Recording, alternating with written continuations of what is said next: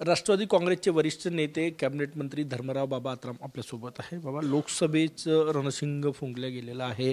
राष्ट्रवादीची कशी तयारी आहे, काय सांगणार? महत्त्वाचं म्हणजे आता राष्ट्रवादीचा पक्ष हा आता ठरलेला आहे, चिन्ह ठरलेलं आहे, झेंडा ठरलेला आहे, सगळं आता मी आणखीन जोमाने कामाला लागलेलो आहोत दादाच्या नेतृत्वाखाली.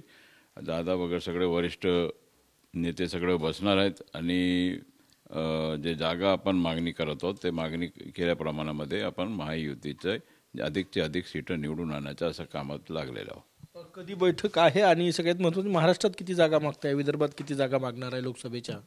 नाही, विदर्भामध्ये तर 2 जागाचा मागणी यापूर्वी केलेला आहे आणि बाकीच्या जागेमध्ये 7 जागा असं मिळून 9 जागाचा मागणी मला वाटते सध्या केलेल्या आहेत. परंतु महायुतीचे नेते बसल्यानंतर ते ठरलं जाईल. 9 जागा भाजप देईल असं वाटतंय सध्याच्या परिस्थितीत, कारण की भाजपचे सर्वाधिक आमदार आहेत. तुमच्याकडे येताना खासदार फक्त एकच आलेले आहेत.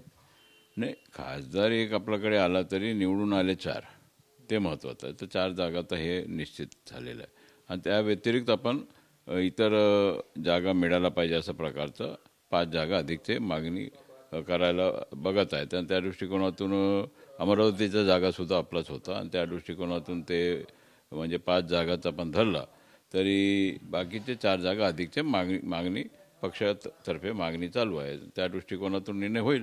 नक्कीच 2 विदर्भातलं तर माहिती आहे, भंडारा गोंदिया आणि गडचिरोली. इतर महाराष्ट्रातल्या इतर 7 कुठल्या जागा, म्हणजे त्यात बारामती एक आहे.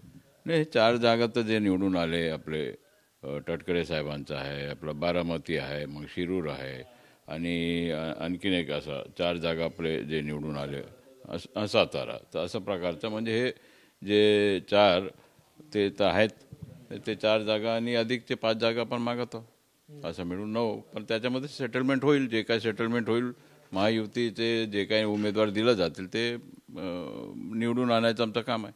सुप्रिया ताईच्या विरोधात म्हणजे ताई विरुद्ध वहिनी अशी लढत होण्याची शक्यता आहे. कसं बघता याच्याकडे? नाही, तिथे तर बारामतीमध्ये घडी चालणार आहे, निवडून येईल घडी 100%. सुमित्राताई वहिनी निवडणूक लढणार असं कळतंय. तुम्हाला काय वाटतं, निवडणूक लढायला पाहिजे त्यांनी? निवडणूक उमेदवार दादा देतील आणि जे उमेदवार दादा देतील ते घडी तिथे चालणार आहे, पक्का आहे आणि 1 लाखाच्या वर मताने निवडून येतील. सुप्रिया ताईचा पराभव होईल असं वाटतंय? नाही, आता कोण उमेदवार राहील हे मला माहीत नाही, परंतु आमच्या घडीचा जो कोणी उमेदवार उभा राहील ते 1 लाख मतांनी आघाडी घेऊन निवडून येतील. सुमित्राताई कायम त्यात बारामती पट्ट्यामध्ये ॲक्टिव्ह राहिलेले आहे. तुमचे जवळचे हे आहे तर नेहमी संपर्क पण होत असतो. तर तुम्हाला वाटते त्या उमेदवार असाव्या? वैयक्तिक मत काय?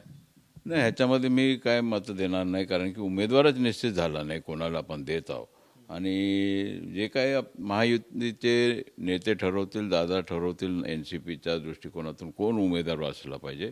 पण घडी सिंबॉल तर उभं राहणार आहे बारामतीमध्ये आणि घडी निघणार, हे 100% खरं आहे.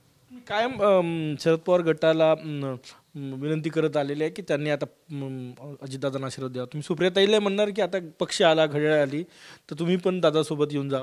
आता आता भाऊ बहीण आहेतच, तर एकत्रित आलं तर आणखी चांगलं होईल, मजबूती होईल. आपसामध्ये भानगडी करण्यापेक्षा लढण्यापेक्षा आपण एकत्रित होऊन महाराष्ट्राच्या विकासाकरता आपण एकत्रित झालं पाहिजे आणि घडीच्या पाठीमागे घडीचा झेंडा आहे, त्या झेंडा पक्षाच्या पाठीमागे आपण सगळ्यांनी एकत्रित होऊन महाराष्ट्राच्या विकासाकरता, देशाच्या विकासाकरता आपण सगळ्यांनी एकत्रित येणं गरजेचं आहे. याचा तुमच्या या वाक्याचा अर्थ असा निघतो की ताई यावं आणि बारामतीतून घड्याळावर लढावं? मी असं काही म्हणत नाही, सगळ्यांनी एकत्रित येऊन महाराष्ट्राचा विकास आणि देशाचा विकास केला पाहिजे असं माझं मत आहे. उद्या प्रफुल्ल पटेल यांच्या गोंदियामध्ये कार्यक्रम आहे.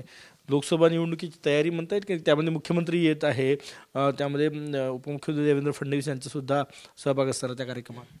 नाही, ह्याच्यामध्ये 9 तारखेला पहिल्याचा कार्यक्रम होता, ते जरा थोडा पुढे ढकलण्यात आलेला आहे.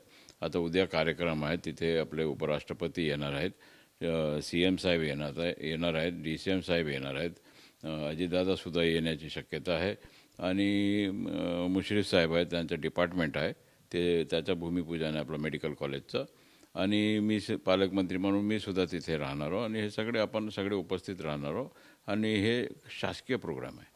आणि एक तयारी कशी सुरू आहे राष्ट्रवादीची? काय काय कशी आणि नियोजन, बैठका, सभांचं नियोजन कसं? नाही, आता पूर्ण गोंदिया भंडारा जिल्ह्यामध्ये आपले खासदार राष्ट्रीय नेते आहेत आपले प्रफुल्लजी पटेल यांच्या नेतृत्वाखाली काम जोमाने सुरू आहे आणि पक्ष मजबूत करण्याचं काम सुरू आहे.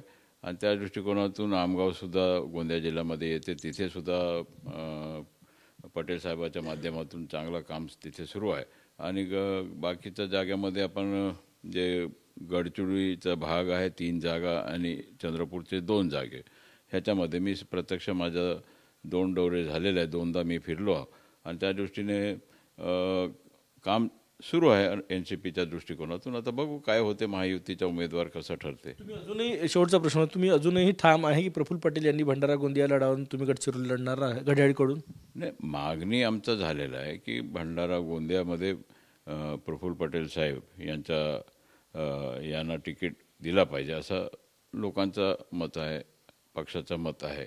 आणि मी माझ्या इथे गडचिरोलीमध्ये माझ्या स्वतःच्या इच्छा होता, मला दिला पाहिजे या दृष्टिकोनातून आणि मेरिटवर मला दिला पाहिजे आणि सीट आरामात निघू शकेल इतकंच आहे. भाजप सिटिंग MP आहे दोन्हीकडे, सोडेल जागा? आता महायुती आहे, कुठे आपल्याला एक पाऊल समोर घ्यावं लागते, एक पाऊल मागे घ्यावं लागते आणि सगळ्यांचा विचार करूनच मेरिटवर जो उमेदवार निवडून येऊ शकते त्याला भाजपसुद्धा तिकीट देण्याच्या दृष्टिकोनातून प्रयत्न करेल. खूप धन्यवाद. कॅमेरामॅन सचिन सायमचं, गजानन माटे, TV9 मराठी, नागपूर.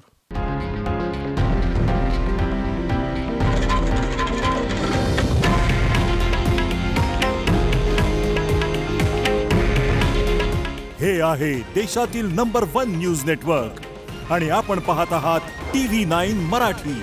काळजी तुमची, हित महाराष्ट्राचं.